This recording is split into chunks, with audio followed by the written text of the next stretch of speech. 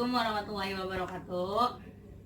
Waalaikumsalam warahmatullahi wabarakatuh. Nah, baik Ibu Bapak, kemarin kan sudah pengkajian data, saya nanya-nanya tentang kegiatan Ibu dan Bapak. Nah, saya sekarang akan melanjutkan ke penyuluhan. Nah, penyuluhan ini berhubungan dengan keadaan sekarang, yaitu mengenai COVID-19. Nah, karena di keluarga ini terdapat Bapak yang sedang dalam rawat jalan karena cuci darah, karena gangguan pada ginjalnya, saya akan mengambil topik mengenai upaya pencegahan COVID-19 pada pasien penyakit gagal ginjal atau penyakit kronis.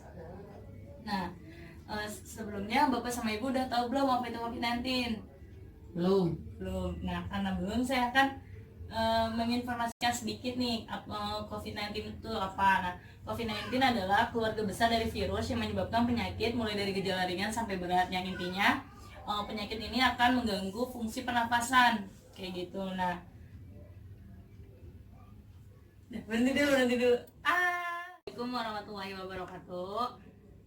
Waalaikumsalam warahmatullahi wabarakatuh. Nah, baik Ibu Bapak, kemarin kan sudah pengkajian data, saya nanya-nanya tentang kegiatan Ibu dan Bapak. Nah, saya sekarang akan melanjutkan ke penyuluhan. Nah, penyuluhan ini berhubungan dengan keadaan sekarang, yaitu mengenai COVID-19. Nah, karena di keluarga ini terdapat Bapak yang sedang dalam rawat jalan karena cuci darah, karena gangguan pada ginjalnya, saya akan mengambil topik mengenai upaya pencegahan COVID-19 pada pasien penyakit gagal ginjal atau penyakit kronis.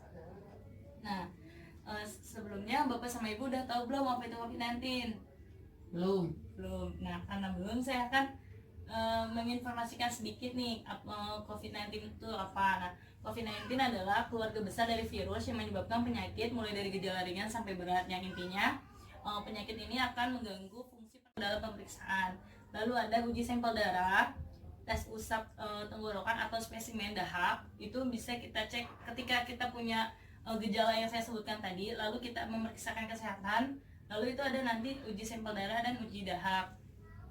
Lalu kelompok yang rentan terpapar COVID-19 siapa aja sih? Nah, itu ada lansia. Mengapa lansia? Karena ketika usia sudah lebih dari 60 tahun itu memiliki penurunan fungsi organ tubuh. Lalu ada penderita penyakit kronis yang tadi ada gagal ginjal, ada diabetes, lalu ada penyakit jantung, dan ada penyakit HIV maupun gangguan pada kekebalan tubuh. Lalu ada ibu hamil. Mengapa ibu hamil? Ibu hamil juga kekebalan tubuhnya ini tidak stabil. Nah, dilanjutkan, karena kita sudah membahas pengertian, kita sudah membahas gejalanya, kita akan lanjutkan ke gimana sih cara untuk pencegahannya, apalagi ketika mempunyai anggota keluarga yang sedang sakit. Nah, yang pertama itu memberikan penjelasan pengertian mengenai COVID-19 serta pesan-pesan berikutnya. Lalu ada berjemur di bawah sinar matahari sekitar pukul 9 sampai pukul 10. Lalu ada cukup istirahat 6 sampai 8 jam sehari, dan makan makanan bergizi, cukup lemak, cukup protein, dan cukup karbohidrat. Setelah itu tunda pemeriksaan rutin ke dokter, atau kita sebelum ke dokter itu kita perlu untuk membuat perjanjian dengan dokter agar kita menghindari terjadinya pertemuan banyak orang.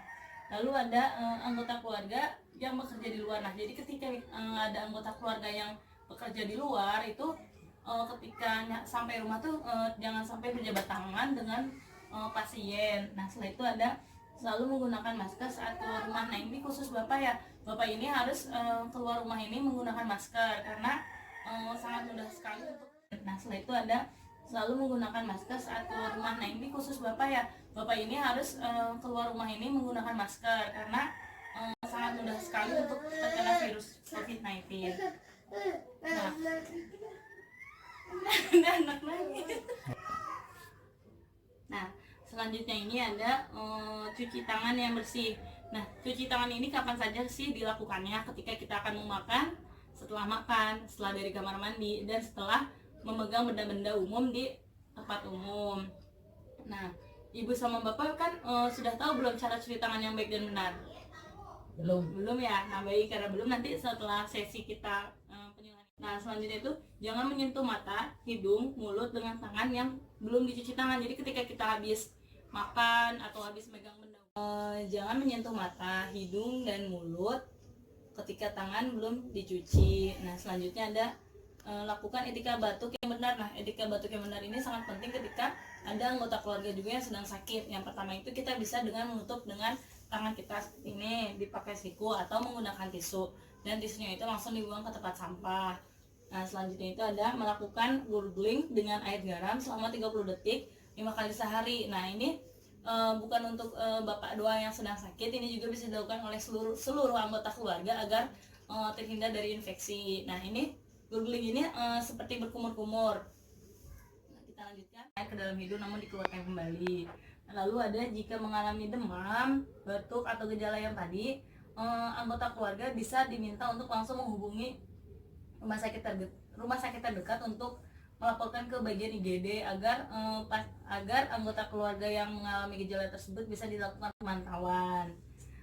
Baik, untuk materinya penyuluhannya sudah selesai nih. Apakah ada yang ingin ditanyakan? Cuci tangan yang benar gimana? Iya baik Ibu. Iya kan saya juga ingin mengajarkan ya Bu ya untuk cuci tangan yang baik dan benar ini. Nah, menurut Organisasi Kesehatan Dunia, cuci tangan yang baik itu ada 6 langkah. Dan efektif ini ada 6 langkah. Bisa diperhatikan ya Bu ya Pak. Pertama itu kita nyalakan keran, lalu basahi tangannya, ambil sabun. Udah. Baik. Karena sudah selesai untuk penyuluhan hari ini, namun biasa kita bakal ada penyuluhan lagi nih mengenai perilaku hidup bersih dan sehat. Dan besok insya Allah saya bakal ngasih penyuluhan lagi di jam yang sama seperti sekarang, itu jam 1. Apakah ada yang ingin ditanyakan kembali? Cukup. Baik Ibu, karena saya masih ada evaluasi ya Bu untuk penyuluhan hari ini, Ibu bisa dijelaskan kembali Bu, kapan saja waktu yang diharuskan untuk mencuci tangan? Sebelum makan, habis makan, Iya, dari kamar mandi, iya. habis bersentuhan dengan benda umum. Iya benar, berarti alhamdulillah Bu ya, Bapak sama Ibu sudah mengerti. Karena penyuluhan juga sudah selesai, saya akhiri untuk penyuluhan hari ini. Wassalamualaikum warahmatullahi wabarakatuh. Waalaikumsalam warahmatullahi wabarakatuh.